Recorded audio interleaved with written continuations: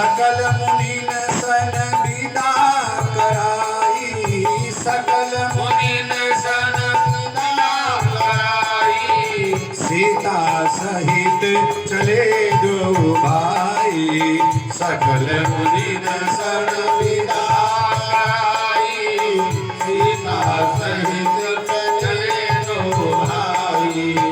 अत्रि के आश्रम जब प्रभु गयो, अत्रि के आश्रम जब प्रभु गयो, सुनत महामुनि हर्षित भयउ, अत्रि के आश्रम जब प्रभु गयो, सुनत महामुनि हर्षित भयउ। भगवान श्री राम ऋषि मुनियों से विदा लेकर के 14 वर्ष वनवास के क्रम में और आगे बढ़ते हैं तो भगवान अत्रि ऋषि के आश्रम पर पहुंचते हैं। अत्रि ऋषि ने देखा भगवान आए हुए हैं, प्रभु आसन आसीन भरी लोचन स्तुति करते, प्रभु आसन आसीन भरी लोचन शोभा निरखे, मुनिवर परम प्रवीण जोरी पान स्तुति करते। अत्रि ऋषि ने देखा भगवान आए हैं, भगवान को पाकर धन्य हो गए। नमामि भक्तवत्सलम कृपालशील कोमलम, भजामि ते पदाम्बुजम अकामिना सुधामदम। भगवान की स्तुति किया है महाराज अत्रि ने, और अत्रि की पत्नी का नाम अनुसुईया है। विनती कर मुनिनाई सिरे, कहा कर जोरी बहोरी, चरण सरोरु नाथ जनी कबहु तजे मति मोर। अत्रि ऋषि ने भगवान के चरणों में प्रणाम किया है, स्तुति किया है, प्रार्थना किया है, भगवान से याचना किया कि हे सरकार, मेरा जो प्रेम है ना आपके चरणों में कभी कम ना हो, मेरा जो प्रेम है वो बराबर बना रहे, अनुदिन बढ़े, अनुग्रहित हो रहे। अत्रि की पत्नी का नाम अनुसुईया है, बड़ी पतिव्रता है। सीता मैया अनुसुईया मैया के पास गई हैं। अनुसुईया के पद गई सीता, मिली बहुर सुशील विनीता। जानकी जी अनुसुईया मैया के चरणों में जाकर के प्रणाम करती हैं। अनुसुईया मैया सीता जी को पहचान जाती हैं, आशीर्वाद दिया है, निकट बैठाया है। और ध्यान देना, दिव्य बसन भूषण पहराए, जिनित नूतन अमल सुहाए। अनुसुईया मैया ने सीता जी को दिव्य वस्त्र और आभूषण पहनाया है, जे नित नूतन अमल सुहाए। अनुसुईया मैया उस जमाने की स्वावलंबी महिला थी। क्या थी जी? स्वावलंबी महिला, आत्मनिर्भर। अनुसुईया मैया कढ़ाई बुनाई सिलाई इनमें बहुत होशियार, हर क्षेत्र में शास्त्र का ज्ञान था, पति परायणा थी, वेद पुराण की वो अच्छी ज्ञाता थी, विद्वान थी, और उसके अतिरिक्त भी समाज के हर क्षेत्र में उनका बढ़ चढ़ के योगदान रहा। और अनुसुईया मैया स्वावलंबी महिला थी, अपने हाथों से वो सिलाई कढ़ाई ये सब किया करती थी। और अनुसुईया मैया जो वस्त्र बनाती थी ना, वो ऐसा वस्त्र होता था कि कभी वो मैला नहीं होता था, उसको धोना नहीं पड़ता था। विज्ञान कितना आगे निकल गया हो, लेकिन ऐसा कोई कपड़ा नहीं बनाया कि जो मैला ना हो। लेकिन अनुसुईया मैया ने ऐसा वस्त्र बनाया था ना, ऐसा वस्त्र बनाती थी जे नित नूतन अमल सुहाए, वो कभी मैला होता ही नहीं था।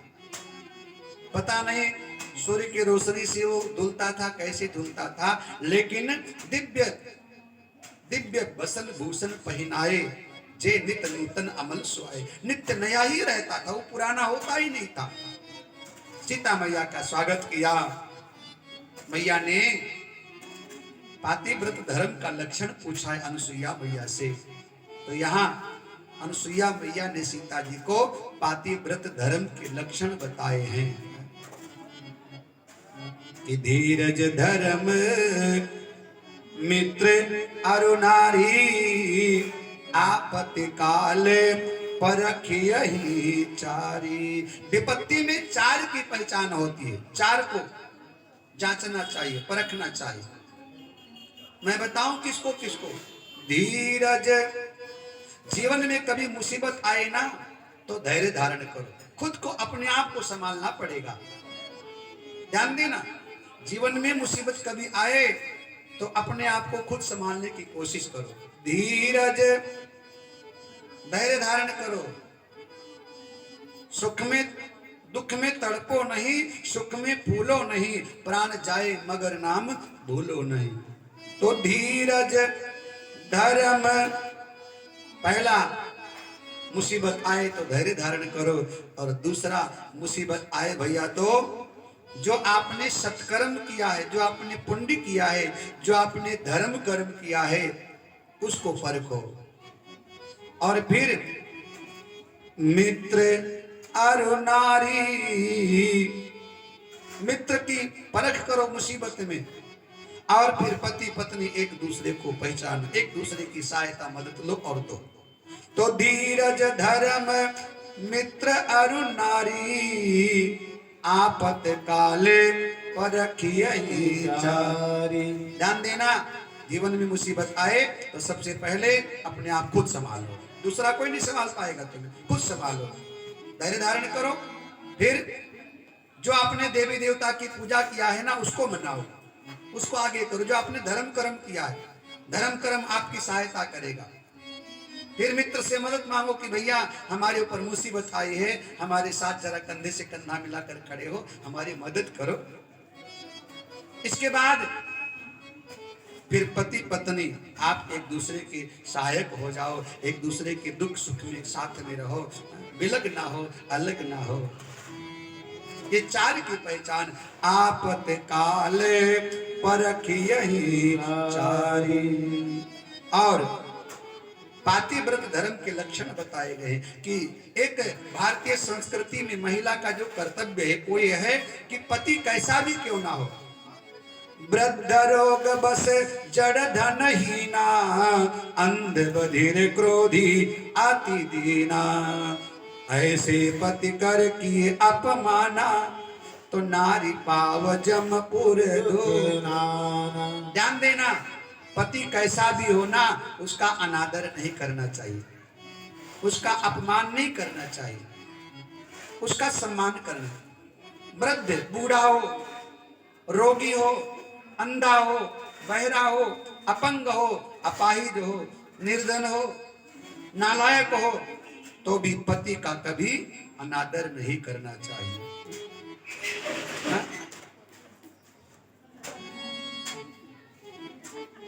तो घर में 2 बेलन रखा करो ना, 2 बेलन रखा करो। हाँ। यदि मारपीट वाला हो ना तो 2 बेलन रखा करो। हाँ? नहीं बढ़िया, यदि ऐसा पति है ना तो खीरा मुख से काटिए और मलिए नमक लगाए, और हेमन कड़वे मुखन को चाहिए ही सजाए। बहुत ज्यादा बदमाशी करते हो ना तब उनके लिए मोटा बेलन रखा करो, उनको पतला दिया करो।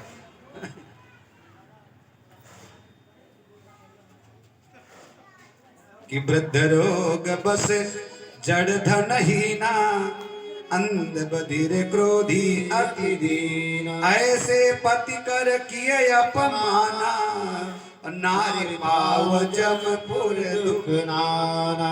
वर्तमान में कई ऐसी घटनाएं घटित हुई हैं जहां पत्नियों ने अपने पति को छोड़ दिया है। अभी कुछ दिन पहले तमाम सारी ऐसी घटनाएं घटित, किसी का व्यासपीठ से नाम नहीं लिया जाएगा, लेकिन हमने ऐसा देखा सुना है कि विवाह के बाद पति अपने पत्नी को पढ़ाता है कि तुम पढ़ लिख करके डीएम बनो, एसडीएम बनो, हम तुम्हारी मदद करेंगे। और वो पढ़ लिख करके जब डीएम बन जाती है ना तो पति को कहते तुम अनपढ़ हो, गंवार हो, हम तुम्हारे साथ जीवन बिता नहीं सकते। अब बताइए, पति बेचारा पढ़ा लिखा तो वो डीएम बना दिया है, एसडीएम बना दिया है, और तुम थोड़ा सा पढ़ लिख करके पद क्या पा गई, तुमने पति को त्याग दिया। ऐसे ही पति कर किए अपमाना, नारी पाव जमपुर धोना, नारी पाव जमपुर धोना। एक ही धर्म एक व्रत ने एक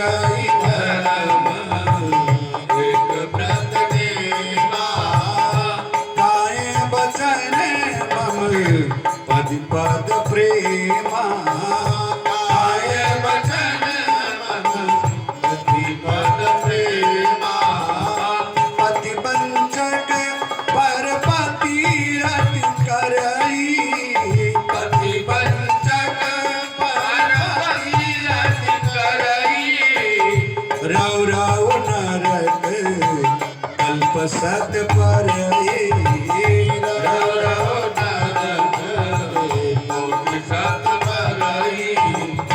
जो पत्नी अपने पति को धोखा देती, शास्त्र का प्रमाण है, पति वंचक पर पति रति करई। जो पत्नी अपने पति को धोखा देती है वो रौरो आदि नरकों में जाती है। क्षणिक सुख के लिए जो अपने पति के साथ धोखा करके पराये पुरुष के साथ विचरण करती है, ऐसे पत्नी को रौरो आदि नरक में जाना पड़ता है। और प्रतिकूल जन्म तहाँ पाई, विधवा हुई पाई करुणाई। अगले जन्म में फिर उसको पत्नी स्त्री का ही शरीर मिलेगा और वो युवा अवस्था में विधवा हो जाया करती है। इसलिए किसी भी परिस्थिति में पत्नी को पति को धोखा नहीं देना चाहिए और पति को भी पत्नी को धोखा नहीं देना चाहिए। ये बेलनवारी परंपरा दोनों पर लागू होती है। हाँ हाँ, दोनों एक दूसरे के पूरक हैं। आज के जमाने में एक दूसरे का सम्मान करो, एक दूसरे से प्रेम करो और इस तरीके से आप सम्मान पाओगे, सम्मान करोगे तो गृहस्थी बढ़िया चलेगी, अच्छी चलेगी। एक पत्नी और पति दोनों दाम्पत्य जीवन। एक दिन पति देवता ने पूछ लिया शाम को भोजन में क्या विकल्प है, तो श्रीमती जी बोली आज शाम को भोजन में 2 विकल्प है। कितने विकल्प है? 2। तो पति इतना होशियार नहीं था, सीधा साधा, तो बड़ा खुश हुआ कि लगता है आज मटर पनीर की सब्जी और एक और कोई बढ़िया दाल मखनी बनेगी। 2 विकल्प भोजन में है। शाम को जब हाथ पांव धोकर चौका में पति देव बैठे तो भैया एक विकल्प तो आ गया, बकले वाले आलू की सब्जी। उसमें तड़का वड़का नहीं लगा था, बस उबाल करके रख दिया था, जरी जरी मोटी रोटी। तो पति ने सुना था दिन में कि आज शाम को भोजन में 2 विकल्प है, तो खाया 2 रोटी। इसके बाद रसोई की तरफ देख रहा है, शायद मटर पनीर अब आए। 2 रोटी के बाद तीसरी रोटी थाल में आई तो पूछ लिया प्यार से, आपने कहा था भोजन में 2 विकल्प है लेकिन अभी तो एक ही सब्जी आई है। तो अंदर से भीतर से पत्नी ने दिखाया बेलना और बोली एक विकल्प तुम्हारे सामने, ये जरी रोटी और बकले वाली आलू की सब्जी, और दूसरा विकल्प बेलना हमारे हाथ में, बताओ ये पसंद है कि वो पसंद है? तो पति बोला नहीं यही ठीक है, बेलना अपने पास रखो। हाँ? तो भैया एक ही धर्म एक व्रत नेमा, काय वचन मम पति पद प्रेमा। अच्छा एक बात ध्यान रखना, वर्तमान समय में संबंधों में कमजोरियां आ गई, संबंधों में कमियां आ गई हैं। मैं व्यासपीठ से बार बार निवेदन करता हूं, पहले जमाने में लोग पढ़े लिखे कम हुआ करते थे तो तलाक नहीं होता था, दूरियां नहीं होती थी। लेकिन जितने आजकल लोग पढ़े लिखे हो गए हैं ना, देखिए हर घर हर गली मोहल्ले में आप सुनिए फलाने का केस चल रहा है, उसका तकरार हो रहा है, वो अलग हो रही, वो अलग हो रही। क्यों ऐसा है भाई?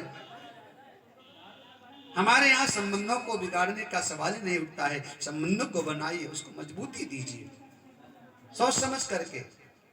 बराबरी का अधिकार आज नहीं, अनादिकाल से पत्नी को पति के बराबर अधिकार दिया गया है, एक दूसरे के पूरक हैं। और एक कहावत भी है, पति पत्नी एक गाड़ी के 2 पहिए की भांति है, एक गाड़ी का पहिया पंचर हो जाए तो गाड़ी चल नहीं सकती। एक दूसरे का सम्मान करना चाहिए। और हमारे यहाँ तो पत्नी बराबर क्या साहब, कहीं कहीं देखा जाए तो पति से ज्यादा उसका अधिकार है। जैसा कि मैंने कल कहा था, कौशल्या मैया ने कहा कि एक पुत्र के ऊपर बाप से ज्यादा उसके माँ का अधिकार, 10 गुना ज्यादा। आजकल जब तलाक होता है ना, तब वो माँ और बाप में कोर्ट में ये मसला जाता है, बेटा हमारे पास रहेगा, बेटी तुम्हारे पास रहेगी। शास्त्र का प्रमाण है कि पिता से 10 गुना ज्यादा अधिकार संतान के ऊपर माँ का होता है, पिता से ज्यादा। क्योंकि जो संस्कार, जो पोषण पालन माँ कर सकती है वो बाप नहीं कर सकता। भारतीय संस्कृति में माँ और बाप को देखिए, यदि किसी की माँ खत्म हो गई हो ना, ध्यान देना, तो औलाद अनाथ हो जाता है। बाप उसका पालन पोषण उतने सुंदर तरीके से नहीं कर पाएगा। और रोएगा ना तो खींच कर एक थप्पड़ और मार देगा, मारेगा अपने बेटे को, बेटी को, वो चुप नहीं कराएगा। और यदि बाप नहीं है ना, तो पता है माँ अपने बच्चों को शिक्षा भी देगी, संस्कार भी देगी। अपने बच्चों के जरूरत को पूरा करने के लिए वो फैक्ट्री में 8-10 घंटा नौकरी भी करेगी और वर्तमान समय में अपने बच्चों के लिए शिक्षा और संस्कार के लिए वो रिक्शा चला करके भी वो उसका भरण पोषण करेगी। वो कभी भी अपने बाप की कमी अपने बेटे को कल नहीं देगी।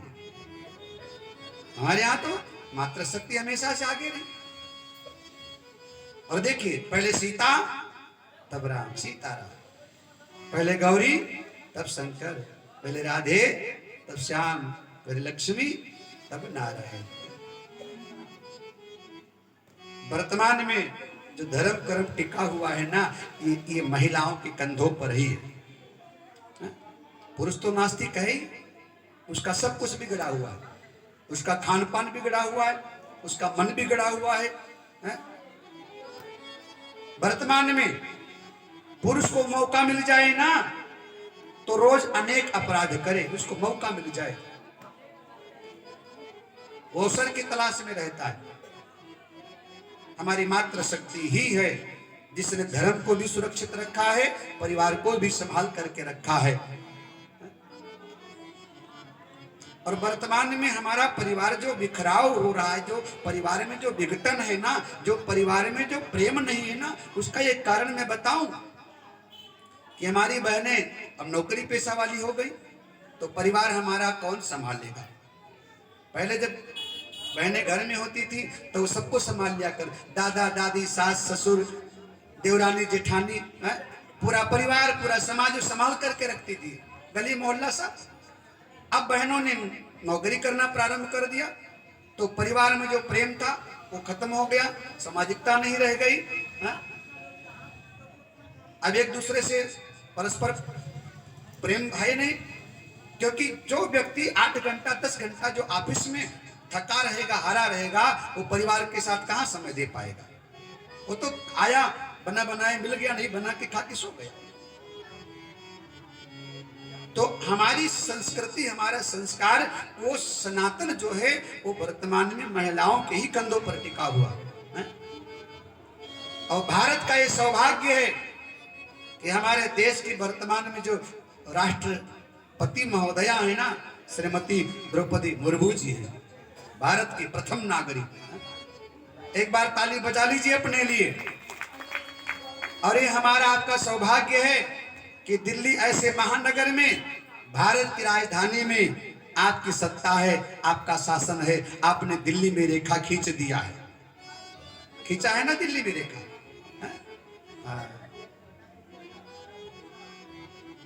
जानकी मैया को पातिव्रत धर्म का लक्षण बताया है।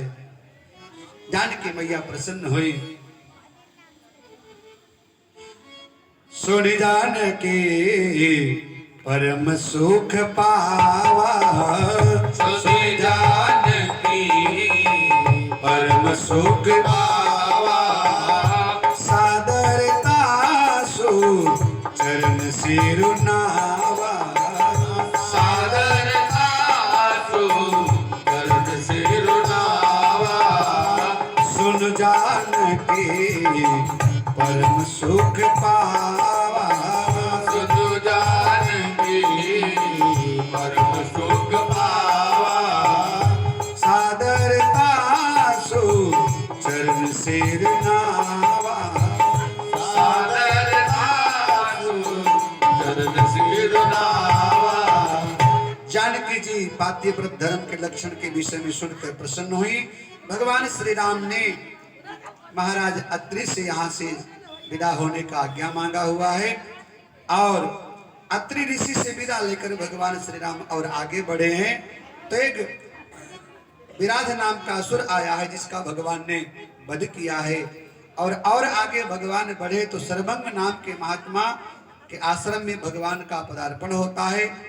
पुण्य आए जहां मुनि सर्वभंगा, सुंदर अनुज जानकी संगा, देखि राम मुख पंकज मुनि बर लोचन भृंग, सादर पान करत यति धन्य धन्य सर्वंग।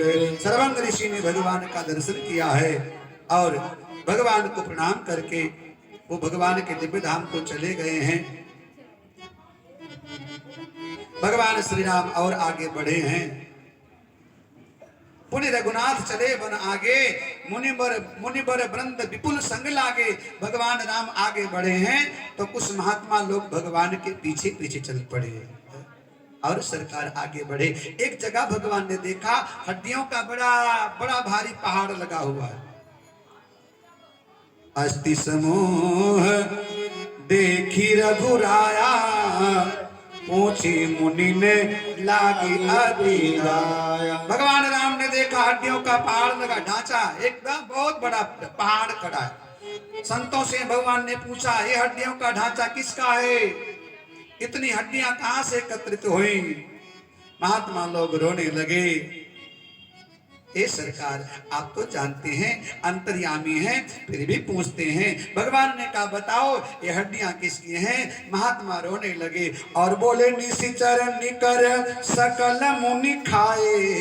हे महाराज, यहाँ राक्षसों का बोलबाला है और राक्षस आते हैं और जो महात्मा, जो साधु, जो ब्राह्मण, जो भक्त साधक साधना करता मिल जाता है उसको खा लिया करते हैं, उसको नष्ट कर दिया करते हैं। ये महात्माओं की हड्डियों का ढेर है। निशिचर निकर सकल मुनि खाए, सुनि रघुनाथ नयन जल। भगवान के आंखों में आंसू आ गया और भगवान श्री राम ने अपने विशाल भुजाओं को उठा करके प्रतिज्ञा किया कि निशिचरहीन करहु महि, निशिचरहीन करहु मोहि, भुज उठाई प्रण कीन, सकल मुनिन के आश्रम ही जाए जाए सुखदी। भगवान ने प्रतिज्ञा कर लिया इस धरती से मैं राक्षसों को भेद कर दूंगा, राक्षसों का विनाश कर दूंगा। प्रतिज्ञा लेकर भगवान आगे बढ़े तो अगस्त ऋषि का एक शिष्य है, नाम है सुतीक्षण, भगवान के आने की प्रतीक्षा कर रहे थे। मन क्रम वचन राम पद सेवक, सपने आस भरोसा देवक। सुतीक्षण जी महाराज भगवान के ध्यान में बैठे हुए हैं। भगवान गए हैं, सुतीक्षण के सामने खड़े हैं, लेकिन सुतीक्षण आंख नहीं खोल रहे हैं। वो अंतःकरण में चतुर्भुज नारायण का दर्शन कर रहे हैं आनंद से। भगवान ने देखा कैसे खोलेंगे, तो भगवान श्री राम ने जो अंदर जो ध्यान कर रहे थे ना वो सभी हटा लिया। तो महात्मा अकुला गए कि भगवान अंदर थे वो कहां चले गए। आंख खुला तो देखा वही सामने सरकार खड़े हुए। अतिशय प्रीति देखी रघुबीरा, तो प्रगटे हृदय हरण बधीरा। भगवान सामने प्रकट हो गए, चरणों में गिर करके प्रणाम किया है और कहा वरदान मांगो। तो सुतीक्षण ने कहा आप हमारे गुरु के आश्रम में चलो, आप हमारे गुरु के आश्रम में चलो। हमारे बीच में श्रीमान राम जन्म जी पधारे हैं। व्यासपीठ से मंगल कामना, जहां भी भगवान की कथा होती है क्षेत्र में सूचना मिले तो आप जरूर पहुंचते हैं। और पिछले वर्ष दीपक बिहार में आपके देखभाल में बड़ी सुंदर भागवत कथा हुई थी और इस वर्ष भी जल्दी वहां भागवत कथा होने वाली है। बहुत बहुत व्यासपीठ से आपके लिए मंगल कामना। आप हमारे विशेष निमंत्रण को स्वीकार करके पधारे हैं, भगवान की कृपा बनी रहे। देखिए यहां बड़ा सुंदर दर्शन है, बैठिए कुर्सी ले लीजिएगा, भगवान की कृपा बनी रहे। बड़ा सुंदर दर्शन है। नियम यह है कि शिष्य को गुरु भगवान का दर्शन कराता है। नियम क्या है कि जो गुरु होता है ना वो शिष्य को भगवान से मिलाता है, लेकिन यहाँ उल्टा हो रहा है। यहाँ शिष्य स्वयं कहता है भगवान से आप हमारे गुरु जी को चल करके दर्शन दें। मुनि अगस्त कर शिष्य सुजाना, गुरुदेव के पास आप चलिए। ऐसा क्यों? तो एक बड़ा सुंदर महात्माओं ने एक दर्शन कराया है कि अगस्त ऋषि जो है ना उनके जो शिष्य सुतीक्षण जी महाराज, एक बार अगस्त ऋषि कहीं जाने लगे तो सुतीक्षण को बोले कि बेटा हम जा रहे हैं, लेकिन आश्रम में ठाकुर जी की सेवा है, नित्य प्रति उनको स्नान कराना और बढ़िया बढ़िया उनको भोग लगाना। तो सुतीक्षण ने कहा ठीक है। अब भैया ठाकुर जी को रोज स्नान कराते हैं, भोग लगाते हैं, बचपने का स्वभाव रहा होगा। एक दिन नदी के तट पर एक जामुन का पेड़ लगा था, तो भैया चले गए। अब जामुन बड़ा स्वादिष्ट था, पत्थर उत्थर जो मिला होगा मार मार करके तोड़े, लेकिन जब सब कुछ समाप्त हो गया, अब कैसे तोड़े। तो आश्रम में गए, कुछ मिले तो उससे तोड़ू, तो वहां कुछ नहीं मिला। तो ठाकुर जी बैठे थे, शालिग्राम भगवान छोटे वाले बैठे थे। बोले चलो इन्हीं का प्रयोग कर लेता हूं भैया, इन्हीं से जामुन तोड़े। अब ले गए भैया, बचपने का स्वभाव रहा होगा, एक मारे दो मारे तो दो चार जामुन गिरा, लेकिन लालच में जब और जामुन तोड़ने लगे ठाकुर जी से ही, तो ठाकुर जी मानो क्रोध में आ गए और ठाकुर जी जाकर गोदावरी गंगा में गिर गए। अब सुतीक्षण बड़े परेशान, ठाकुर जी को ढूंढे, लेकिन ठाकुर जी तो भैया गंगा में समा गए। अब करे तो क्या करे कि गुरु का डर बड़ा था। बड़ी देर तक चिंता करने लगे, गुरु जी बहुत मारेंगे, बहुत डांटेंगे। तो भैया गए, एक बड़ा सा जामुन काला काला उठा करके सिंहासन में बिठा दिया है? अब ठाकुर जी तो गंगा में और सिंहासन पे काला काला बड़ा सा जामुन बिठा दिया। अब गुरुदेव रात को आ गए, प्रातःकाल हुआ, स्नान ध्यान किए, तो ठाकुर जी को स्नान कराने के लिए गए ना, तो जैसे भैया गदोरी पे ठाकुर जी को रख करके जैसे ही हिलाया डुलाया, तो ठाकुर जी का काम तमाम हो गया। ठाकुर जी की हड्डी पसली एक हो गए भैया। ओ सुतीक्षण, ठाकुर जी कहाँ हैं? ठाकुर जी कहाँ हैं? तो सुतीक्षण डर के मारे कांपते हुए बोले गुरुदेव ठाकुर जी सिंहासन में बैठे। बोले मूर्ख, ठाकुर ने तो जामुन है, ठाकुर कहाँ गए, सच बता। सुतीक्षण बोले सुनो गुरुदेव, मैं सच ही बता रहा हूँ, ठाकुर जी सिंहासन में बैठे हैं। बोले ये तो सिंहासन में ठाकुर जी नहीं है। बोले ठाकुर जी हैं। ये तो सड़न पैदा हो गया, गल गए, कैसे? बोले नित उठ चंदन नित उठ पानी और ठाकुर सरिये हम का जाने। रोज रोज उनको सुबह सुबह इतना नहलाते हो, बेचारे वो भी सड़ गए होंगे, क्या करें। अगस्त ऋषि ने कहा मूर्ख कहीं के, झूठ बोलता है, ठाकुर जी को कहीं फेंक दिया होगा, जा, जब तक ठाकुर जी को लेकर के नहीं आएगा तब तक हमारे आश्रम में नहीं आना। और ठाकुर जी की आप सेवा करोगे ना, तो ठाकुर जी जीवधारी हो जाया करते हैं। हमारे यहाँ जब हम छोटे छोटे थे ना, तो हमें ध्यान है, अम्मा ठाकुर जी की सेवा करती थी, लेकिन ठाकुर जी कई बार बेचारे गायब हो जाते थे। तो कभी घूर पे मिलते थे, कभी गाय के गौशाला में, कहीं इधर उधर। हाँ, कई बार ठाकुर जी गायब हो गए, लेकिन मिल जाते थे। सुतीक्षण जी महाराज को गुरुदेव ने भगा दिया और संकल्प लिया सुतीक्षण ने, वो तो नकली ठाकुर था, जब तक असली ठाकुर नहीं मिलेगा तब तक मैं लौट करके नहीं आऊंगा। आज भगवान ने दर्शन दिया है और सुतीक्षण ने कहा सरकार आप हमारे गुरु के आश्रम में चल करके उनको दर्शन दीजिए। एवं मस्तु करे रमा निवासा, तो हरसि चले कुंभजरी से पासा। अगस्त ऋषि के आश्रम भगवान गए हैं। अगस्त ऋषि ने भगवान को देखा है, दर्शन किया है, कृतकृत्य हुए हैं, और यहाँ स्वागत सत्कार भगवान का महात्मा अगस्त ने किया है। भगवान श्री राम ने अगस्त ऋषि से विदा लेते समय पूछा, अब सो मंत्र देव मुनि मोही, जही प्रकार मारो मुनि रोई। मैंने कल निवेदन किया था, आपको कुछ पूछना है ना तो अच्छे लोगों से पूछिए, सज्जन लोगों से पूछिए, बुरे लोग आपको सही रास्ता नहीं बताएंगे। रामायण में भगवान श्री राम ने भरद्वाज जी महाराज से पूछा, हम किस रास्ते पर जाएं? भरद्वाज से पूछा हम जाएं किधर? वाल्मीकि जी महाराज से पूछा हम रहें कहां? और अगस्त ऋषि से पूछते हैं हम राक्षसों का वध कैसे करें, कैसे मारे राक्षसों को?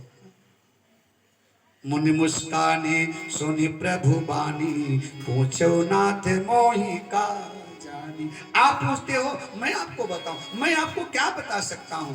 तुम्हारे भजन प्रभाव अघारी, जानो महिमा कछुक तुम्हारी। थोड़ा आपका भजन करके थोड़ा बहुत मुझे आपके विषय में ज्ञान है, बाकी तो सर्वस्व आप हैं, अंतर्यामी आप हैं। सारा संसार आपके आपके बस में है, हम आपको क्या बता सकते हैं। भगवान ने कहा नहीं गुरुदेव, हम संसार के व्यवहार में मनुष्य रूप में पूछते हैं, हमें बताइए। तब अगस्त्य ऋषि ने कहा कि हे प्रभु परम मनोहर ठाऊ, पावन पंच बटी त्यहि नाऊ। हे प्रभु परम मनोहर ठाऊ, पावन पंच बटी त्यहि नाऊ। दंडक बन पुनीत प्रभु करहूँ, दंडक बन पुनीत प्रभु करहूँ। उग्र साप मुनिवर कर धरहूँ, दंडक बन पुनीत प्रभु करहूँ। उग्र साप मुनिवर कर धरहूँ, दंडक बन पुनीत प्रभु करहूँ। उग्र साप मुनिवर कर हरहूँ, दंडक बन पुनीत प्रभु करहूँ। उग्र साप मुनिवर कर हरहूँ। अगस्त्य ऋषि ने कहा यहाँ से पास में पंचोटी है, वहां जाकर के आप निवास कीजिए। भगवान पंचोटी में गए हैं और मार्ग में भगवान श्री राम की मुलाकात जटायु से होती है। गिरिधराज से भेंट भई बहुविधि प्रीति बढ़ाए, गोदावरी निकट प्रभु रहे परन गृह छाए। गिद्ध से मुलाकात करके भगवान आगे बढ़े हैं तो पंचोटी में गोदावरी के तट पर भगवान निवास बनाते हैं। और जब भगवान वहां रहने लगे ना तो तमाम ऋषि मुनि साधु महात्मा भगवान से मिलने के लिए आने लगे। एक समय एक घटना का तुलसी बाबा वर्णन करते हैं। एक बार प्रभु सुख आसीना, लक्ष्मण बचन कहे छलहीना। भगवान श्री राम बैठे हैं तो लक्ष्मण भैया ने भगवान से कुछ प्रश्न किया है। किशोर नर मुनि सचराचर साई, मैं पूछो निज प्रभु की नाई। ए सरकार, आपको कोई किसी नजरिए से देखता होगा, लेकिन आप इस समय मेरे लिए भगवान हैं, मैं जीव हूं। मैं पूछो सचराचर साई, आपसे मैं पूछना चाहे तो भगवान ने कहा क्या? मैं समझाए कहां सहरोसा, मैं समझाए कहां सोए देवा। सब तज करो चरण रज सेवा। कौन सा उपाय किया जाए कि आपके ही चरणों में लोगों की प्रीति बनी रहे। और ज्ञान क्या है, वैराग्य क्या है, माया क्या है, ईश्वर और जीव में भेद कैसा है, हम किसको कहें ईश्वर है और किसको कहें कि जीव है। ईश्वर और जीव में भेद क्या है, माया क्या है, आपको जीव कैसे पा सकता है। यहाँ 4-5 प्रश्न लक्ष्मण जी ने भगवान श्री राम से किया है। तो भगवान श्री राम कहते हैं कि हे लक्ष्मण सुनो, गो गोचर जहां लगी मन जाही, सो सब माया जाने भाई। जहां तक मन जाता है ना वहां तक मेरी माया है। ध्यान देना, बड़ा सुंदर शब्दों में समझाया भगवान ने। लक्ष्मण ने पूछा था कि माया क्या है, तो भगवान कहते जहां तक मन जाता है ना वहां तक मेरी माया है। अब आपको मालूम है मन कहां तक जाता है? मालूम है? अमेरिका जाता है कि नहीं कभी?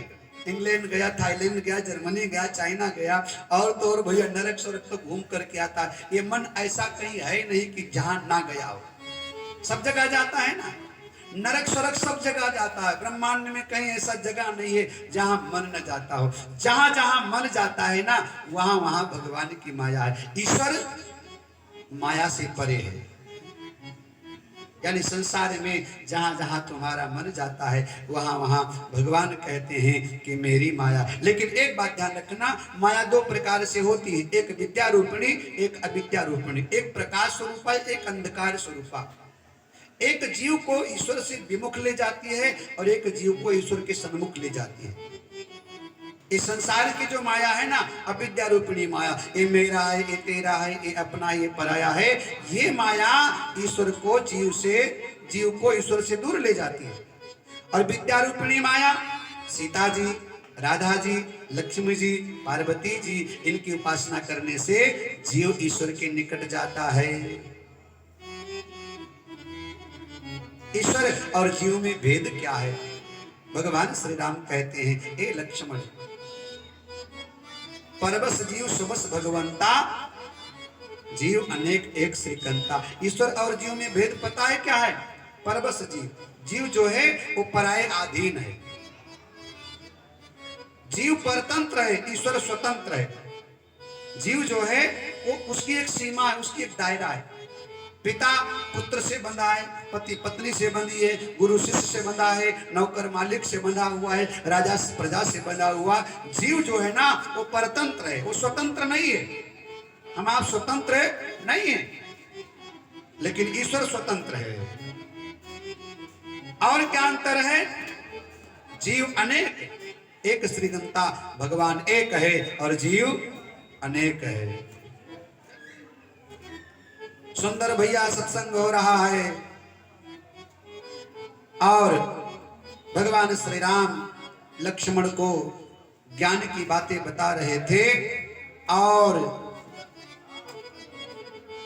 सत्संग बड़ा सुंदर हो रहा था। भगवान श्री राम ने लक्ष्मण को बड़ी सुंदर सुंदर बातें बताई है। जैसे सत्संग विराम लिया ना, उसी समय सुपनखा का आगमन हो गया। राम कथा का दर्शन है, सुपनखा जीवन की वासना है। जब तक सत्संग चलता रहेगा तब तक आपके जीवन में वासना नहीं आएगी।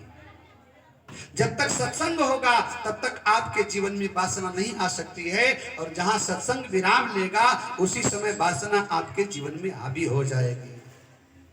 कि सुपनखा रावण कय बहिनी, सुपनखा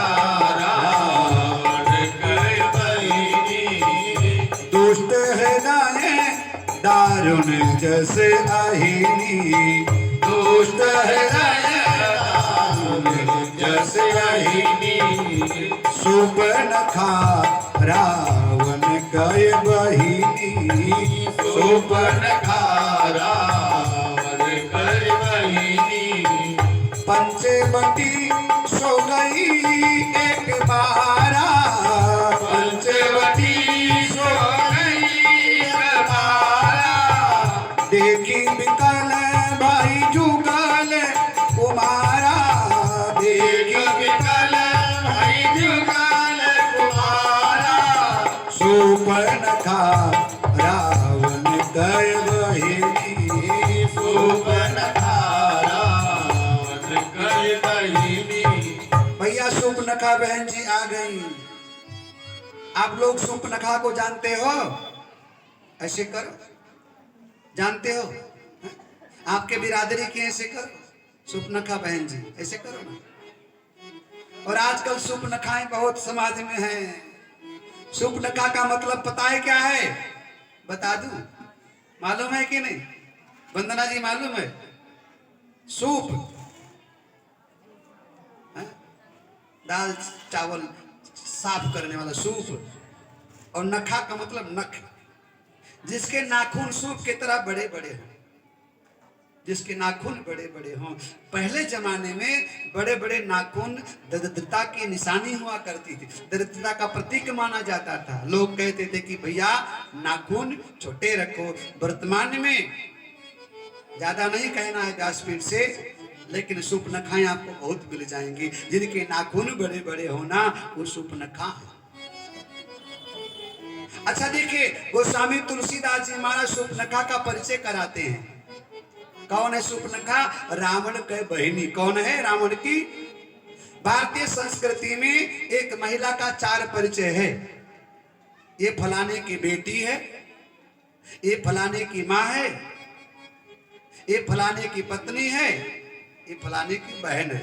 माँ, बहन, बेटी और पत्नी, ये समाज में 4 परिचय हमारे यहाँ मातृ शक्तियों को मिला हुआ है।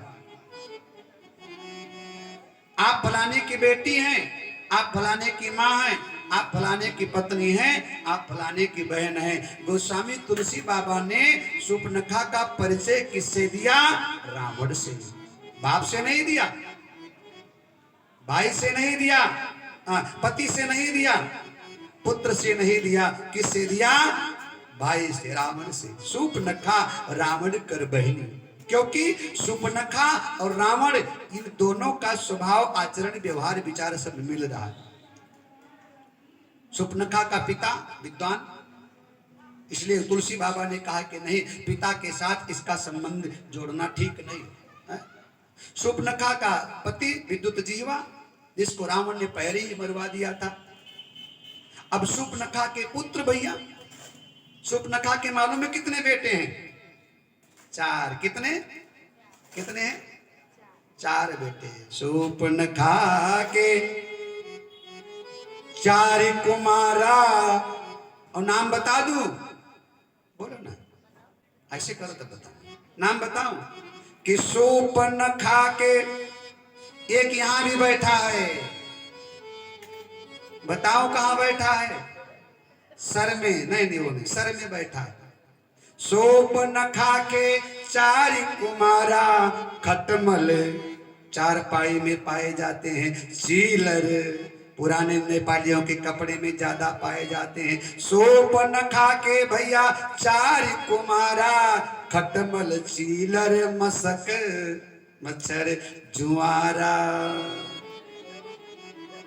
बहनों के सर में ज्यादा पाए जाते हैं। अब नहीं, पहले पाए जाते थे। अब तो जब से शैम्पू महाराज आ गए हैं ना, जुआ के ऐसी की तैसी।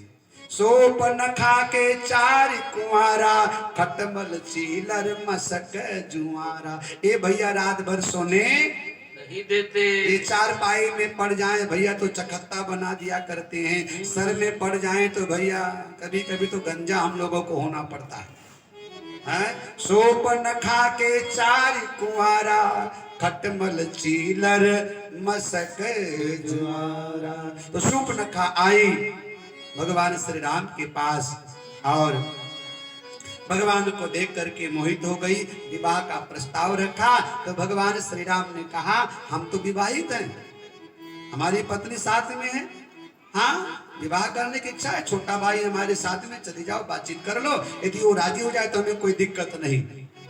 अब भैया लक्ष्मण के पास गई तो लक्ष्मण ने कहा, सुनो हम हैं सेवक और हम तो भगवान की सेवा ही करेंगे और तुम सेवकानी बन नहीं पाओगी, इसलिए हमारा तुम्हारा तालमेल बनेगा नहीं। एक काम करो, बड़े भैया के पास चले जाओ। तो शूर्पणखा बोली, वो तो विवाहित हैं। तो लक्ष्मण ने कहा, हमारे खानदान में 3-4 विवाह होता है, जाओ कोशिश करो, बात बन जाएगी। तो राम जी के पास गई तो राम जी ने कहा कि नहीं नहीं भाई, हम तो पहले पत्नी बगल में बैठी कैसे करेंगे, एक काम करो ना, छोटे के पास जाओ। तो शूर्पणखा बोली, मैं गई लेकिन वो राजी नहीं। तो भगवान ने कहा, शर्माता है ना, थोड़ा सा छोटा है ना, थोड़ा सा जाओ ढंग से बातचीत करो। शूर्पणखा फिर गई तो लक्ष्मण भैया ने राम जी के पास भेज दिया।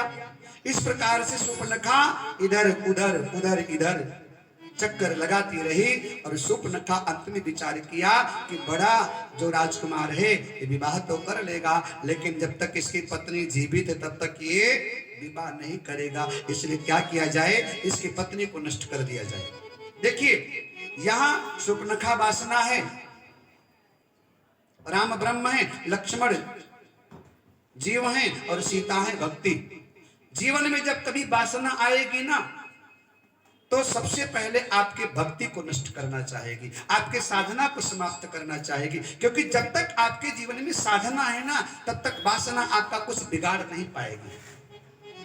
साधना आपके पास है तो वासना परास्त हो जाएगी और साधना आपकी कमजोर है तो वासना आपको परास्त कर देगी। इसलिए शूर्पणखा है जीवन की वासना।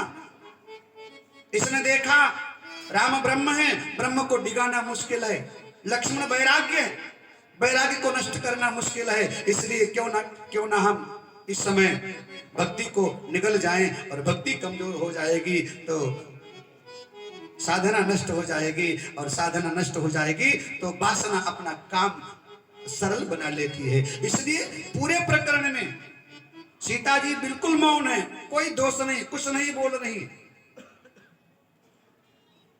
लेकिन सुपनखा सीता जी के ऊपर झपटती है और भगवान श्री राम ने लक्ष्मण से कहा, ए लक्ष्मण, लक्ष्मण लक्ष्मण अति लाघव सोई, अरे नाक कान बिन कीन, ताके कर रावण कहूं मनहु चुनौती रे। लक्ष्मण भैया ने उठाया धनुष, बाण, तलवार और भैया नाक और कान दोनों काट लिया। खून बहने लगा। बगी छटपटा करके खरदूषण से जाकर के बताया और खरदूषण भैया आए। भगवान श्री राम ने लक्ष्मण को सावधान किया, ए लक्ष्मण, सीता को लेकर गुफा में चले जाओ, खरदूषण आ रहे हैं, इनका वध हमें करना है। खरदूषण आए, भगवान को देखकर मोहित हो गए। एक पत्र लिखा, जाकर दे दो। पत्र दिया भगवान को दूतों ने, उसमें लिखा था, यद्यपि भगने कीनी कुरूपा, बदलायक नहीं पुरुष अनुपा। हम भरी जन्म सुनो सब भाई, देखी नहीं सुंदरताई। ऐसा सुंदरता हमने आज तक नहीं देखा। यदि इनका वध कर दिया जाएगा ना, तो संसार से सुंदरता नष्ट हो जाएगी। इसलिए जाकर कह दो हमारा क्षेत्र छोड़कर चले जाएं, हम इनको क्षमा कर देंगे। यद्यपि भगनी कीनी कुरूपा, इन्होंने मेरी बहन का नाक कान काट लिया, लेकिन वध करने लायक नहीं है। भगवान ने पत्र पढ़ा और भगवान ने, सुनो, जाकर कह दो रिपु पर कृपा परम कदराई, शत्रु के ऊपर कृपा करना कायरता है, हम पे कृपा ना करें। हम क्षत्रिय मृगया बन कर ही, हम क्षत्रिय हैं, हम तुम जैसे मृगों को ढूंढते हैं, काल से भी नहीं डरते। खरदूषण आए हैं, युद्ध हुआ है। भगवान ने खरदूषण को युद्ध के मैदान में मार दिया है। ये मारे गए हैं। शूर्पणखा रोती, विलखती, चीखती, चिल्लाती लंका की तरफ भागती है। रावण का दरबार लगा है। शूर्पणखा रोती रोती पहुंची। रावण ने देखा, क्या हुआ, तेरी दशा किसने किया? शूर्पणखा कहती है कि भाई दो लड़के राम लखन इस दंडक वन में आए हैं, इस दंडक वन में आए हैं, इस दंडक वन में आए हैं। भाई दो लड़के राम लखन इस दंडक वन में आए हैं, इस दंडक वन में आए हैं, इस दंडक वन में आए हैं। हमरा एक सीता नारी सुकुमारी साथ मिलाई, हमरा एक सीता नारी सुकुमारी साथ मिलाई। बाके हैं बड़े लड़ाके हैं, गोया शमशीर उन्हीं की है, गोया शमशीर उन्हीं की है, गोया शमशीर उन्हीं की है। वो पंचवटी में रहते हैं, मनो जागीर उन्हीं की है, वो पंचवटी में रहते हैं, मनो जागीर उन्हीं की है। मैं उधर अचानक निकल गई, उस तपसी से मिलना चाहा, उस तपसी से मिलना चाहा, उस तपसी से मिलना चाहा। इतने में छोटे भाई ने मुझसे कुछ चल कर ना चाहा, इतने में छोटे भाई ने मुझसे कर ना चाहा। जब मैंने तेरा नाम लिया, सुनते ही उसने दी गाली, सुनते ही उसने दी गाली, सुनते ही उसने दी गाली। मेरी तो नाक काट डाली और मेरी कान कतर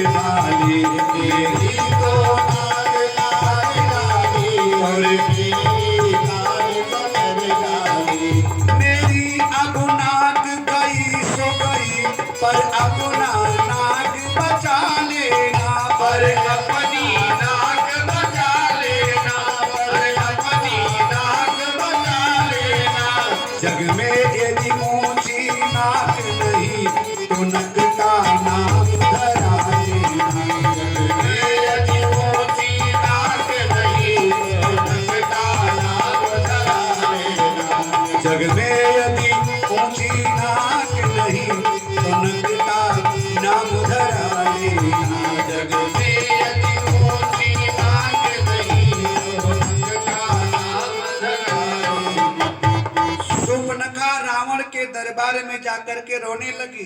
रावण ने कहा तेरा नाक कान किसने काटा? शूर्पणखा ने कहा कि रघुवंशी खानदान के दो राजकुमार आए हैं, राम और लक्ष्मण नाम है। और ध्यान देना, नाक कान कट गई है लेकिन शूर्पणखा भगवान श्री राम की प्रशंसा करती। बांके हैं, बड़े लड़ाके हैं, गोया शमशीर उन्हीं की है, वो पंचवटी में रहते हैं मानो जागीर उन्हीं की है। रावण को शूर्पणखा ने उकसाया, मेरी अब नाक गई सो गई, पर अपना नाक बचा लेना, जग में यदि ऊंची नाक नहीं तो नकटा नाम धरा लेना। रावण ने कहा ये खबर तुमने खरदूषण को नहीं दिया? शूर्पणखा बोली मैं खरदूषण को बताई। फिर शूर्पणखा कहती खरदूषण मारे गए।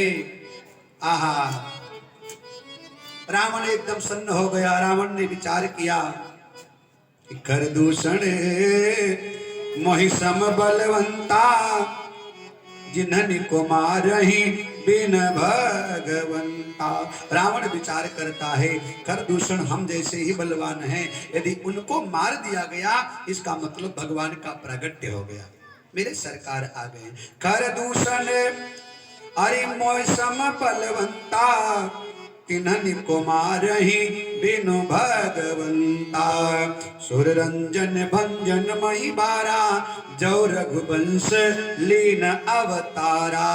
तो मैं जाई बयरु हठी करहूं, प्रभु सन प्राण तजे भव तरहूं। रावण ने विचार किया यदि भगवान का प्रागट्य हो गया तो मैं क्या करूं?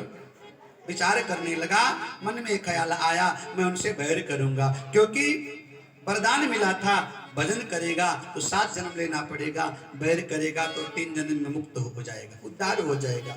इसलिए रावण सभा को विश्राम देकर सैन कक्ष में गया, लेकिन रात को उसको नींद नहीं आई।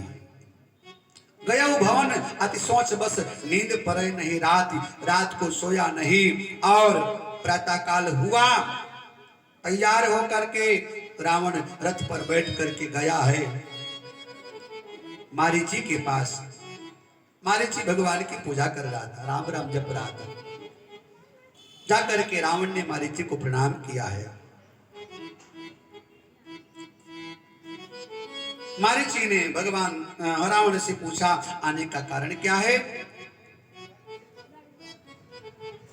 रावण ने कहा कि तुम सोने का मृग बन जाओ, हम सीता का हरण करके लेकर के चले आए, हम बदला लेंगे। तो मारीची ने कहा सुनो मामा, मारीची ने कहा सुनो भांजे, जिसको तुम मनुष्य समझते हो ना वो भगवान है, ये नर रूप सराचर ईशा।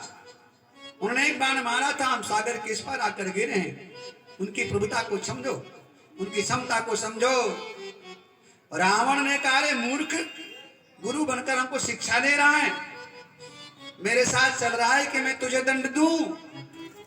आहा, मारीची ने विचार किया मृत्यु दोनों तरफ है, उधर राम के हाथों से मारा जाऊंगा, इधर रावण के हाथों से मारा जाऊंगा। अब मरना ठीक किधर है, मरना श्रेष्ठ किधर है? वो वह भांति देखा निज मरना, तब ताकि रघुनायक चरना। रावण के हाथों से मरने से चाहे राम के हाथों से मर जाए। इधर भगवान श्री राम लक्ष्मण को बुलाते हैं, कहा जाओ कंदमूल फल तोड़ करके लेकर के आओ। लक्ष्मण गए कंदमूल फल लेने के लिए। सीता जी को भगवान श्री राम सामने बिठा करके कहते हैं हे सीते सुनो, अब यहाँ से हम एक और लीला करने जा रहे हैं, इसलिए तुम अग्नि में समाहित हो जाओ और मैं तुम्हारी एक प्रतिबिंब अपने पास रख लेता हूं, क्योंकि यहां से रावण आएगा।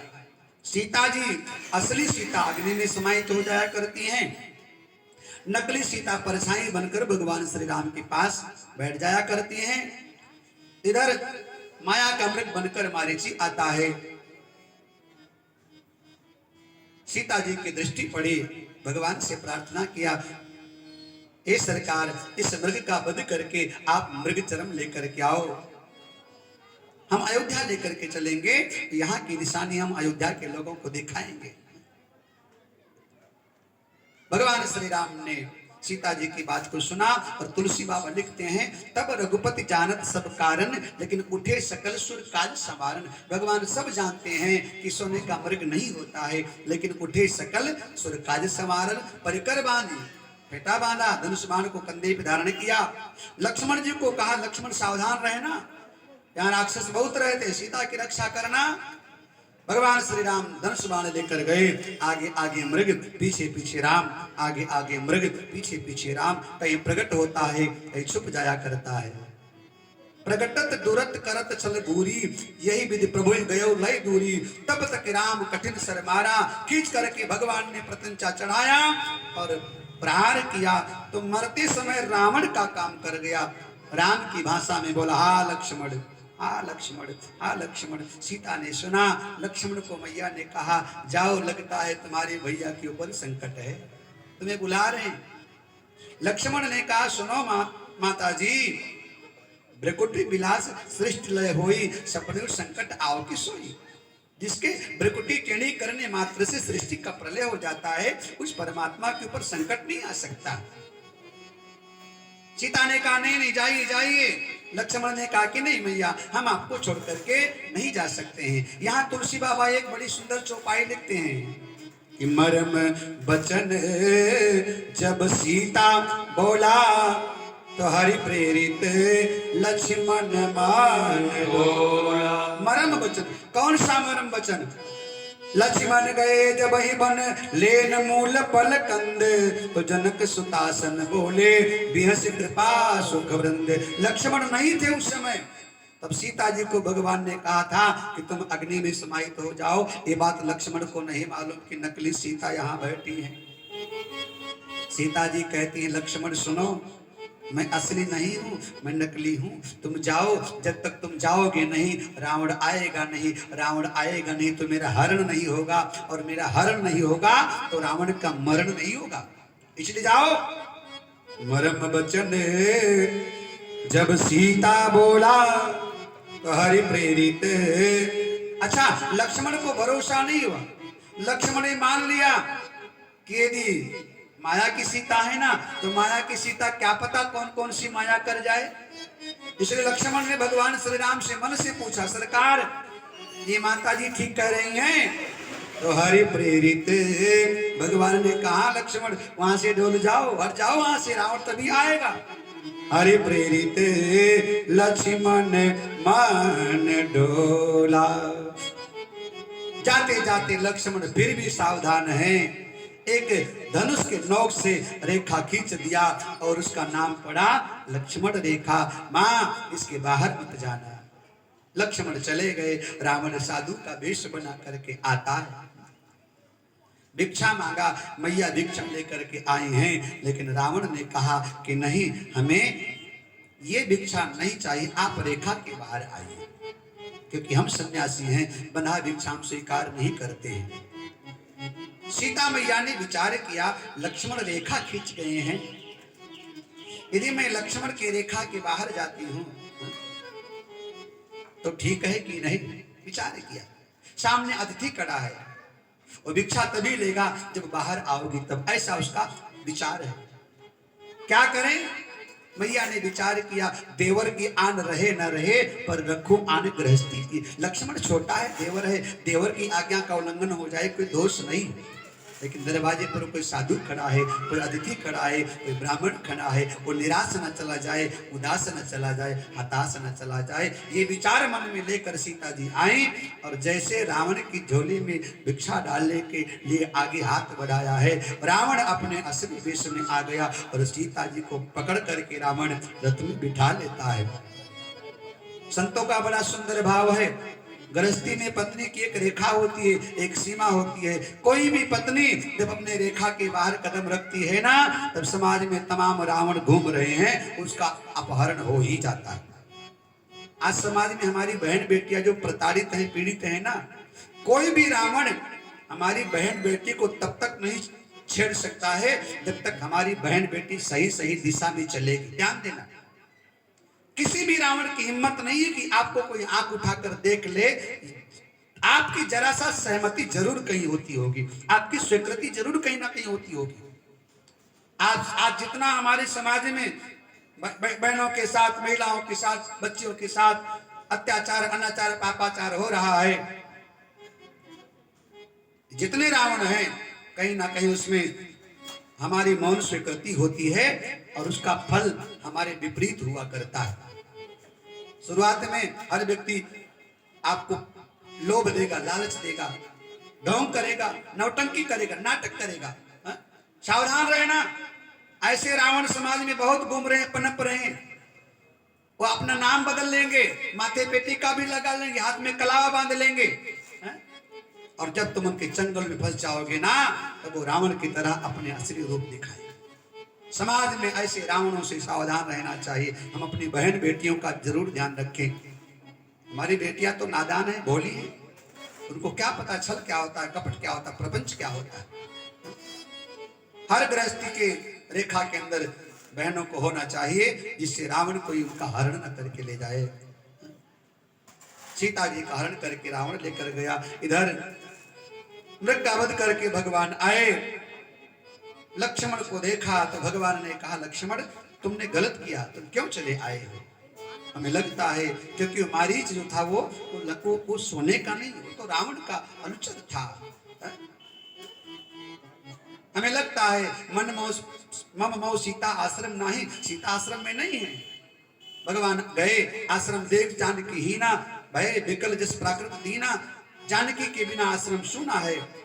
इधर रावण सीता को लेकर के जा रहा है, सीता विलाप कर रही है, रो रही हैं। सीता के विलाप को सुन करके जटायु सावधान हो गया, तैयार हो गया, खड़ा हो गया। रघुपति नारी, ये रघुवंश की स्त्री है, पहचान गया और लड़ गया रावण से जटायु। रावण को चोंच मार मार करके जटायु ने घायल कर दिया, मूर्छित कर दिया। एक क्षण के लिए रावण मूर्छित हो गया और अंत में रावण तलवार से जटायु का पंख काट लिया करता है। और काटे से पंख पराखक धरनी, सुमित नाम कर अद्भुत करनी। पक्षियों की ताकत उनका पंख होता है।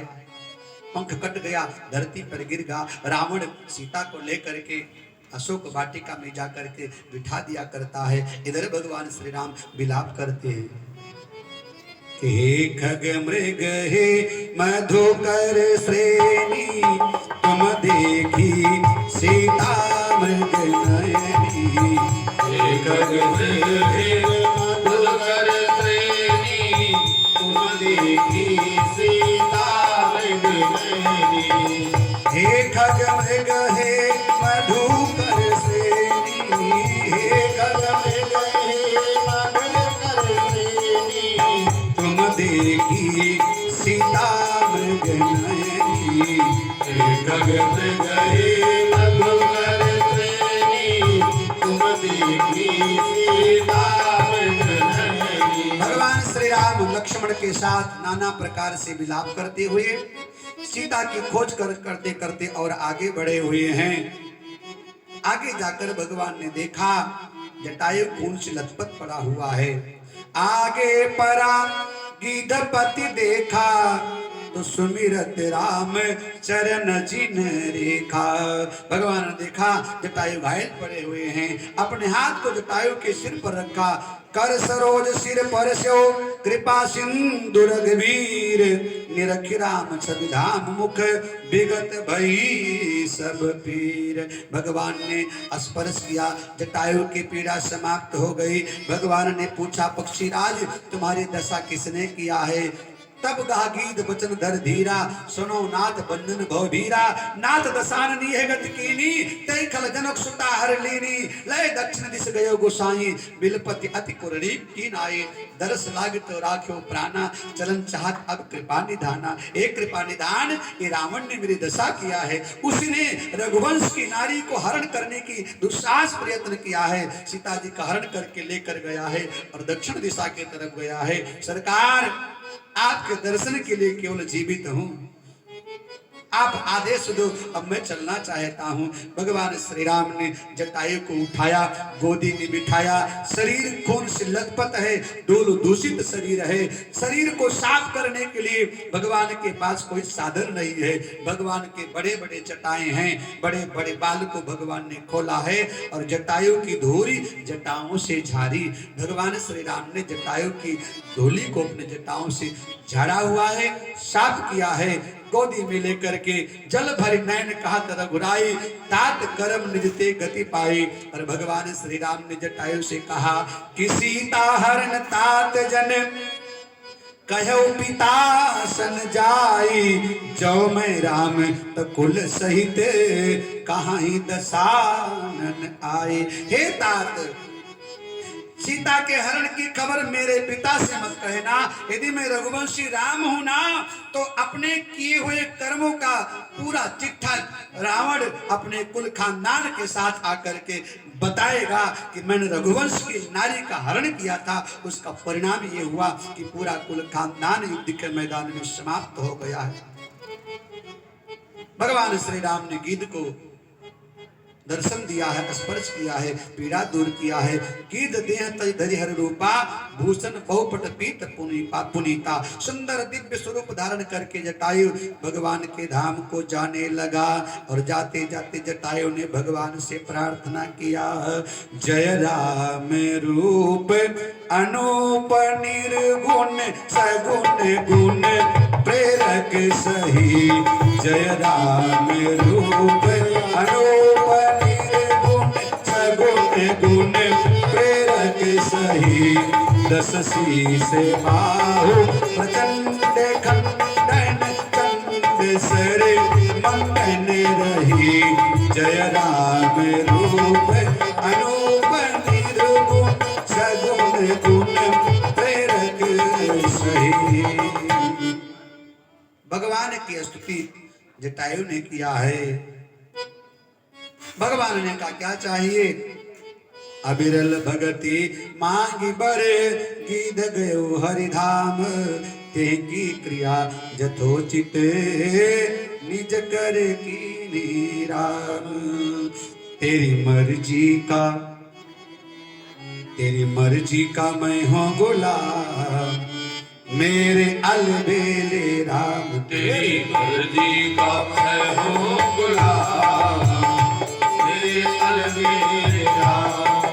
अलबेले राम मेरे मतवाले राम, अलबेले राम मेरे मतवाले राम। तेरी मर्जी का मैं हूँ गुलाम, मेरे अलबेले राम।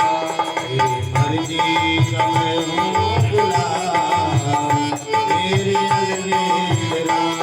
वो अलबेले राम मेरे मतवाले राम। अलबेले राम मेरे मतवाले राम। वो अलबेले राम मेरे मतवाले राम। अलबेले राम मेरे मतवाले राम। तेरी मर्जी का मैं हूँ गुलाम, मेरे अलबेले राम। तेरी मर्जी का मैं हूँ गुलाम, मेरे अलबेले राम। तेरी मर्जी का मैं हूँ गुलाम, मेरे अलबेले राम। तेरी मर्जी का मैं हूँ गुलाम, मेरे अलबेले राम। जटायु का भगवान ने उद्धार किया है और आगे बढ़े हैं तो भगवान श्री राम ने कबंध नाम के दैत्य का वध किया है। कबंध का भगवान ने उद्धार किया है और ताहि दे गति राम उदारा, सबरी के आश्रम पगधारा। भगवान श्री राम सबरी के आश्रम में गए हैं। मतंग ऋषि की शिष्या हैं, भगवान का भजन करती हैं। सुबह शाम दिन रात भगवान की प्रतीक्षा करती है। मतंग ऋषि जाते जाते कह गए थे, बेटी तुम भगवान का भजन मत छोड़ना, एक दिन भगवान तुम्हारे यहाँ चल करके आएंगे, दर्शन देने के लिए आएंगे। सबरी बैठी हैं, नित्य प्रति कुटिया को बहारती हैं। बेर को तोड़ करके लाती हैं, चक चक करके रखती हैं। मोड़े पर आज कौवा आकर के बैठ गया है और दो कौवा आकर के बैठ गया। सबरी को लग रहा है कोई आज आने वाला है।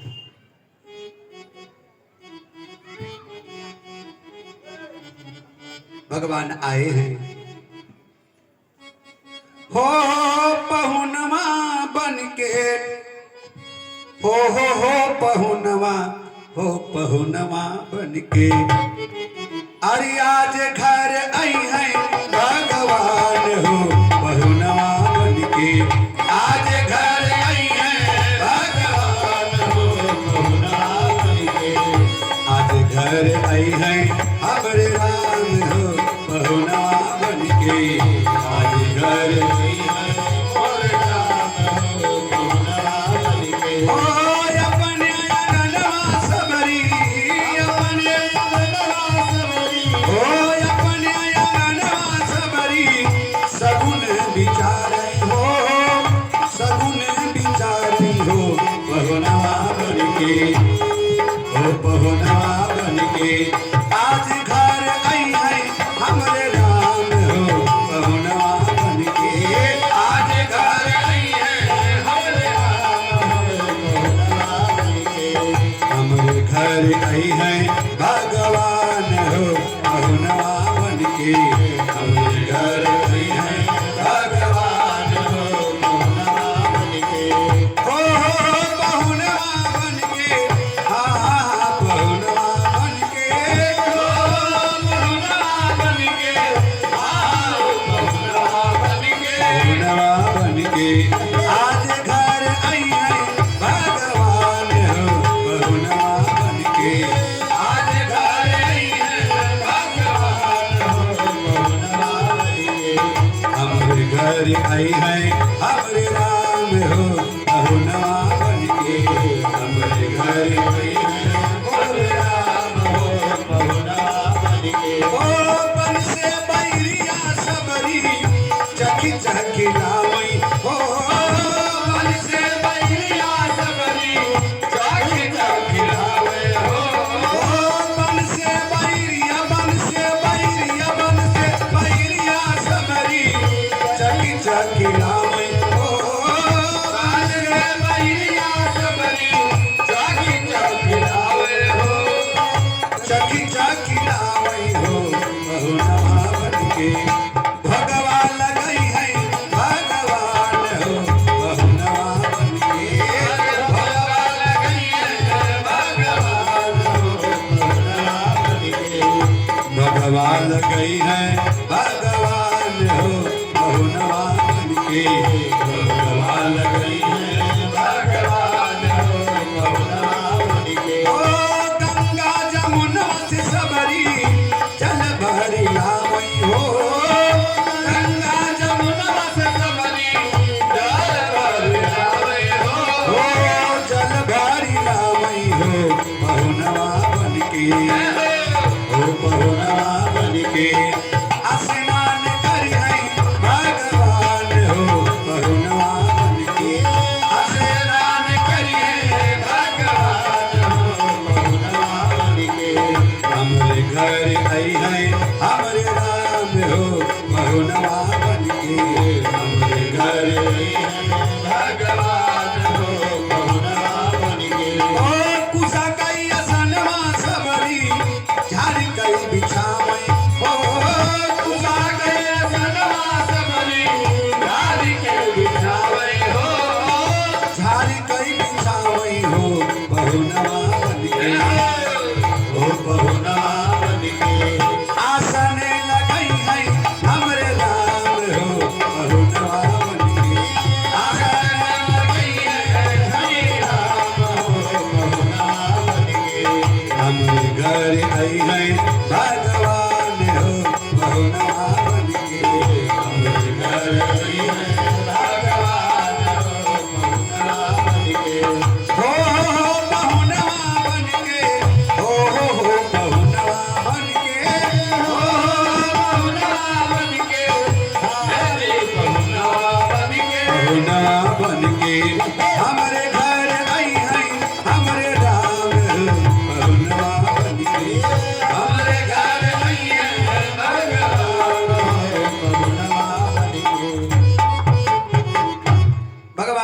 राम सबरी मैया के आश्रम पर गए हैं।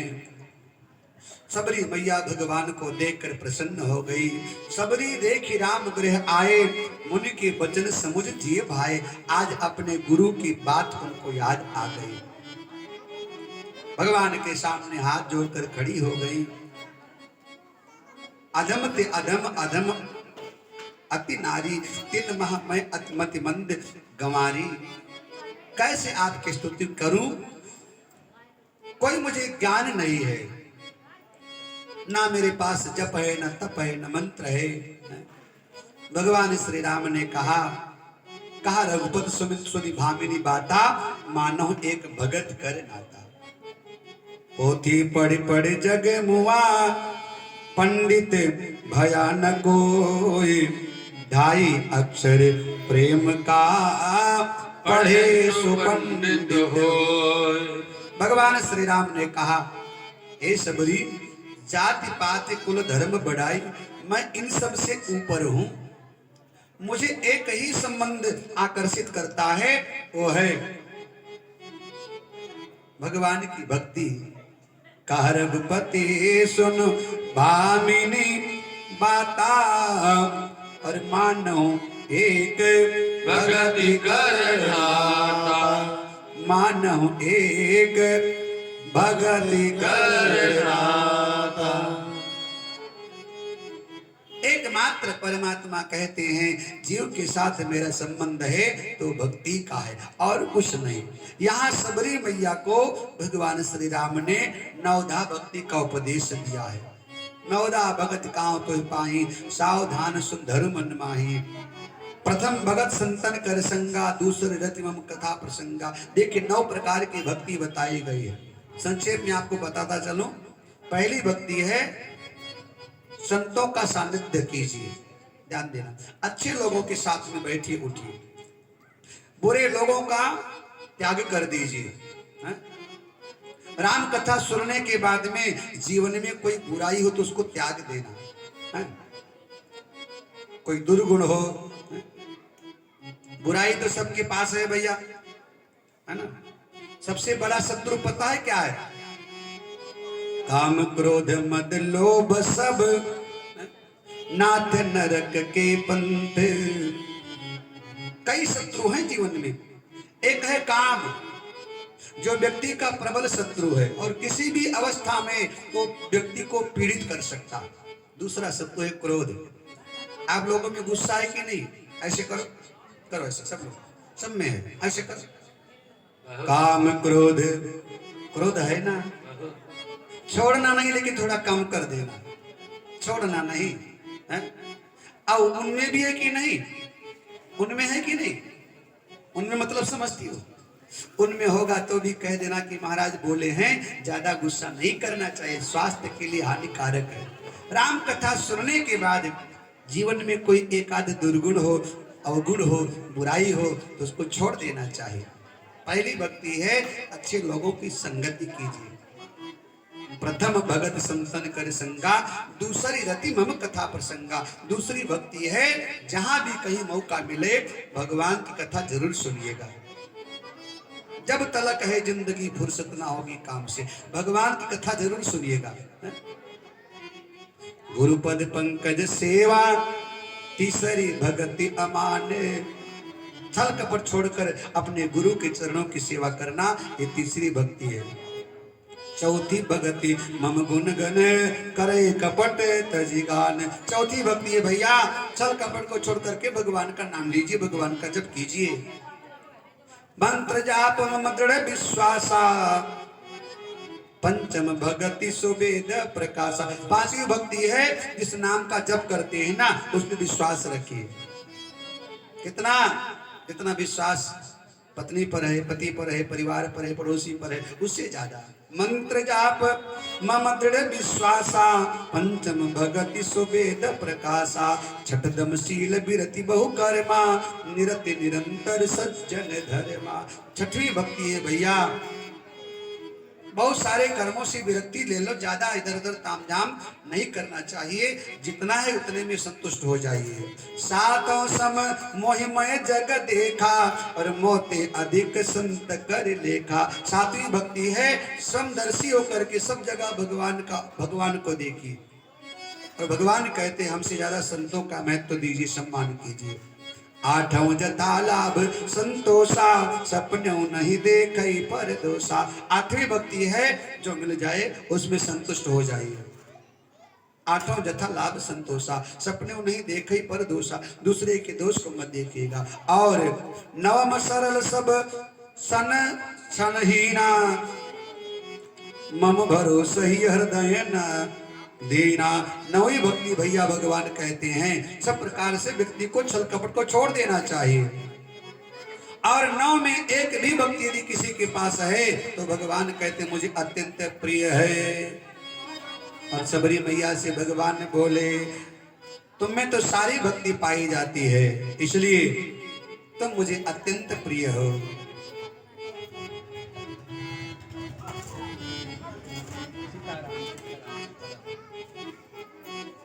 हा हा हा सुनो अतिशय प्रिय भामिनी मोरे कि सकल प्रकार भगति दृढ़ तोरे सकल प्रकार भगति दृढ़। भगवान कल्याण करे। भगवान श्री राम ने नवधा भक्ति का उपदेश दिया है। भगवान ने पूछा सीता की खोज करने के लिए निकले हैं, जानकी कहाँ मिलेगी? सबरी मैया ने कहा पंपापुर जाइए, वहां सुग्रीव से मित्रता हो जाएगी और वहीं से तुम्हें रास्ता मिल जाएगा। यहाँ भगवान श्री राम सबरी मैया से विदा लेकर के और आगे बढ़ते हैं। तो सीता मैया की खोज करते करते भगवान श्री राम जंगल को पार करते करते लक्ष्मण से कुछ सांसारिक चर्चा करते हुए अपने मन की बात को लक्ष्मण से बताते हुए भगवान और आगे बढ़े। एक जगह भगवान विश्राम करने लगे। भगवान बैठे तो पत्नी का हरण हो गया, तो भगवान को थोड़ी चिंता है। तो नारद जी महाराज वहां पहुंच गए और नारद जी ने देखा कि मोर श्राप कर अंगीकारा साथ राम नाना दुख बारा। नारद जी ने देखा कि मैंने तो श्राप दिया था, इसलिए भगवान दुख भोग रहे हैं। तो नारद जी महाराज भगवान के पास गए और भगवान से नारद जी ने पूछा कि सरकार एक बात बताओ, मैं जब विवाह करना चाह रहा था तो आपने विवाह करने क्यों नहीं दिया? भगवान ने कहा कि नारद सुनो, मेरे दो बेटे हैं, उनमें से एक बेटे का नाम है ज्ञानी और एक बेटे का नाम है भगत। ध्यान देना, भगवान के दो बेटे, कितने? एक का नाम है ज्ञानी और एक का नाम है भगत। अब किसी माँ के दो बेटे हों और कोई पूछे कि दोनों में से ज्यादा प्यार किसको करती हो, तो माँ का जवाब पता है क्या होगा? क्या कहोगे? दोनों को ना। बहुत बढ़िया, ताली बजाओ। किसी माँ के दो बेटे हैं, पूछा जाए कि दोनों में से सर्वाधिक प्रेम किसको करती हो, तो माँ का जवाब होगा मेरे लिए दोनों दोनों आंखों के जैसे। क्या अंतर है दोनों में? फिर भी दबाव डाल करने में कोई तो अंतर होगा, थोड़ा बहुत तो कुछ भेद होगा। दबाव डाल करके पूछा जाए थोड़ा बहुत तो अंतर होगा, तो माँ कहती हाँ थोड़ा अंतर है। क्या अंतर है? तो माँ कहती है बड़ा जो है ना वो समझदार हो गया है, बड़ा हो गया है, होशियार हो गया है। जब वो जाता है ना तब इतनी चिंता नहीं होती है, लेकिन छोटा ना भी चूंकि छोटा है इसलिए छोटे को लेकर मन लगा रहता है। छोटा जब घर से जाता है ना तो मन चिंतित होता है जब तक घर लौट नहीं आता है, इसलिए बड़े से ज्यादा छोटे के प्रति ज्यादा चिंता रहती है। भगवान कहते हैं कि मेरे दो बेटे हैं, ध्यान देना, बड़े बेटे का नाम है ज्ञानी और छोटे बेटे का नाम है भगत। जो ज्ञानी है ना अपने ज्ञान के द्वारा वो खुद को संभाल लेता है, परिवार को संभाल लेता है, समाज को संभाल लेता है, सबको संभाल लेता है। लेकिन जो भक्त है ना वो भगवान के आश्रित है, वो भगवान के अधीन है। भगवान कहते हैं नारद तुम मेरे छोटे बेटे हो और तुम मेरे आश्रित हो, इसलिए तुम्हारी रक्षा की जिम्मेदारी मेरे ऊपर है। जब तुम विवाह करना चाह रहे थे ना, तो मेरी जिम्मेदारी थी कि मैं तुमसे उस मुसीबत से तुमको बचाऊं, इसलिए मैं तुम्हें उस मुसीबत से बचा लिया। अच्छा, यहां लक्ष्मण भगवान श्री राम से नारद जी ने वरदान मांगा है। नारद जी ने कहा सरकार कुछ वरदान चाहिए। भगवान बोले कौन सा वरदान? तो नारद जी महाराज भगवान से वरदान मांगते हैं कि यद्यपि प्रभु के नाम अनेका, श्रुति कहा परम एक ते एका, लेकिन राम सकले नामन ते अधिका, और हो नाथ अग खग गण अधिका। नारद जी ने कहा सरकार, यद्यपि आपके अनेक नाम हैं, लेकिन अनेक नामों में से सर्वाधिक नाम जो है राम, वो सर्वाधिक महत्व वाला हो, ऐसा मुझे वरदान दीजिए। भगवान ने कहा दुनिया में जितने नाम हैं उनमें सबसे बड़ा नाम मेरा राम ही होगा, इसलिए भैया राम राम जपते रहो, कि राम जपते रहो